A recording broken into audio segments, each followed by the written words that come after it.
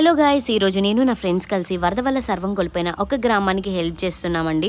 And నాకు తెలిసింది ఏంటి అంటే ఈ గ్రామం లోపలికి ఉండడం వల్ల సహాయం చేయడానికి ఎవరూ ముందుకు రావట్లేదని, వీళ్ళకి సహాయం అంతగా అందట్లేదని, దీనివల్ల బట్టలు లేకుండా తినడానికి ఫుడ్ లేకుండా ఇబ్బంది పడుతున్నారు అని.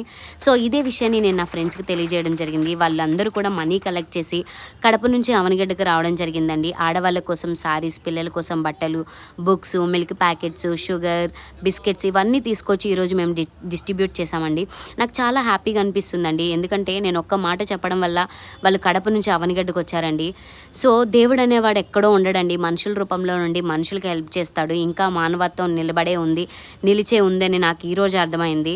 అండ్ మీరు కూడా నా వీడియోస్ నచ్చినట్లయితే నా ఛానల్ని లైక్ చేయండి, కామెంట్ చేయండి. అప్పుడే నాకు అర్థమవుతుంది నా వీడియోస్ మీకు నచ్చుతున్నాయని.